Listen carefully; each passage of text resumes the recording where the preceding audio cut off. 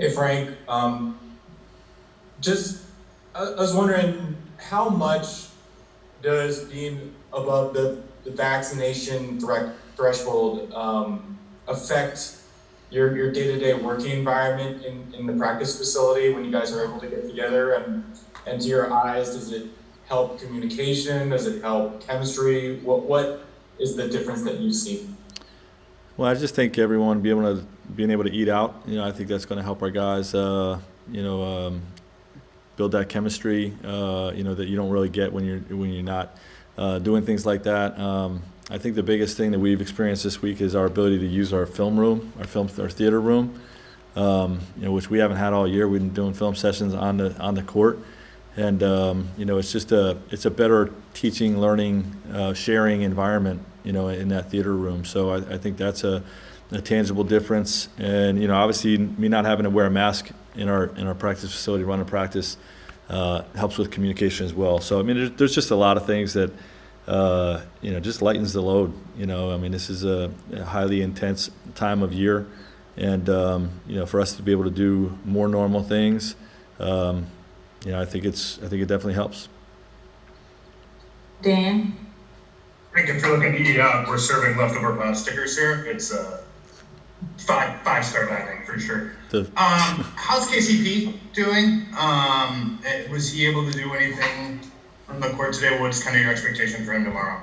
Yeah, all we did is walk through stuff today, and both he and Anthony are going to be listed as questionable with their knee issues. KCP with a knee contusion, and AD with a sprained knee. Both will be listed as questionable, dealing with some soreness, but we're hopeful that they both play. Jovan? Hey Frank, all season we've kind of talked about the ups and downs and having patience and sort of the confidence in the group. Does it feel like that vision that you had for the group's potential and them gelling and everything kind of just fitting together, is that starting to form? And are you seeing that now in the playoffs and sort of the best case scenario of what this could be? It's starting to trend in that direction. Trending, yes, but definitely don't feel like we're there yet. Even though we were able to build a pretty big lead in the second half against Phoenix, a lot of areas that we can still build cohesiveness, be more tied together with what we're trying to accomplish, especially offensively.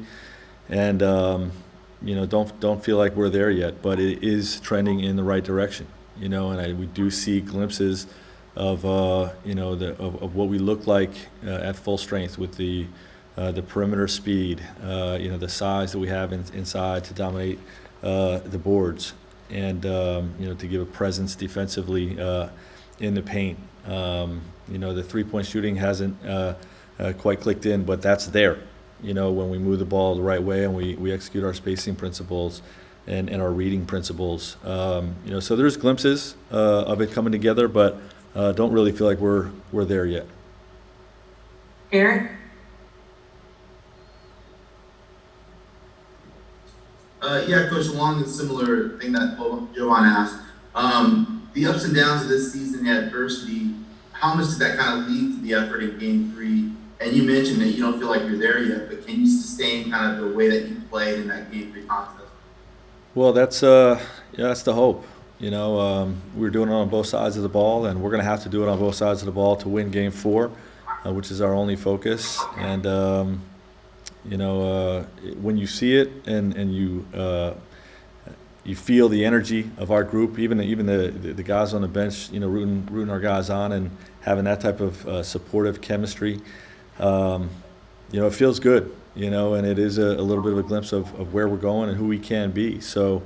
I don't think that the way that the regular season ended, we're going to be comfortable with where we're at from a cohesion standpoint this early into the playoffs. But we're going to keep grinding each day and try to build that.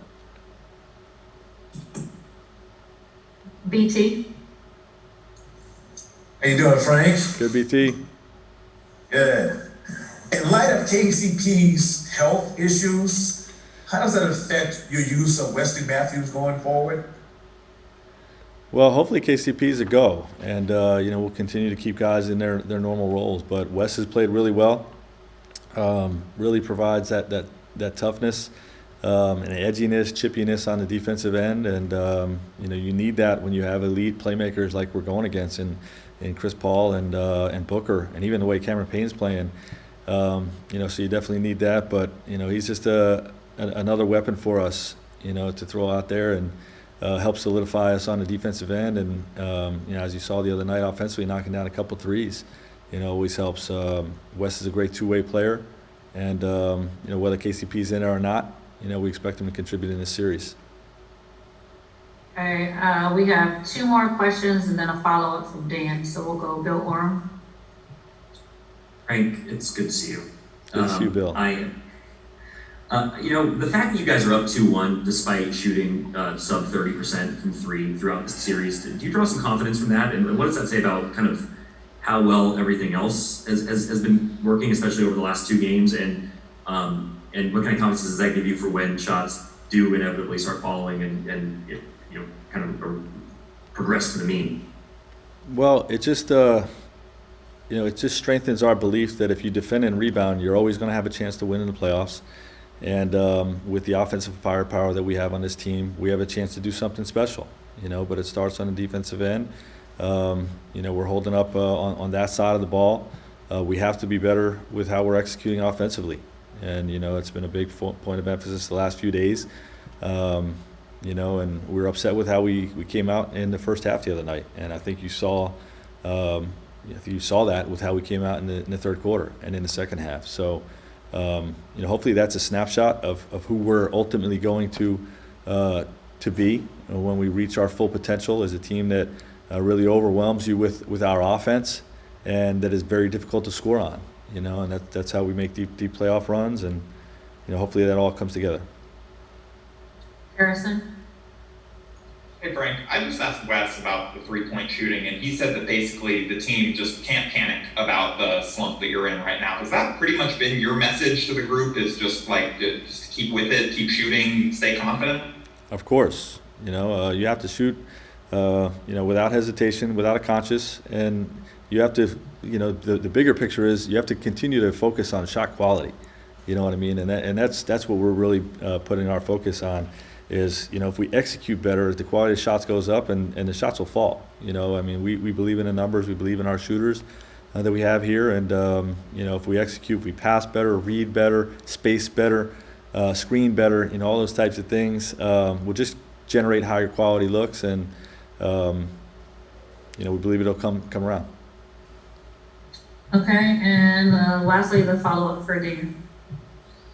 Frank, after kind of slow starts in the playing game in game 1, your team is, I guess, hit first to use sort of like the cliche that people always kind of say. What changed, and has that message been reinforced, or do you think that kind of your team has sort of flipped the switch and is that's who they are now?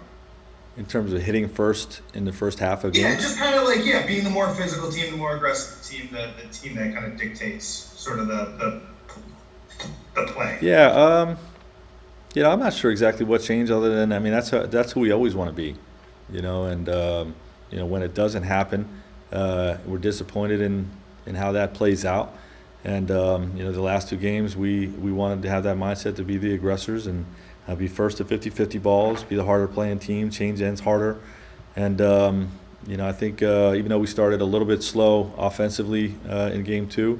The way we came out with overpowering offense, that's going to be the key to to winning the next game, to winning game 4. So, but that's always supposed to be our identity, is to be the harder playing, more physical team.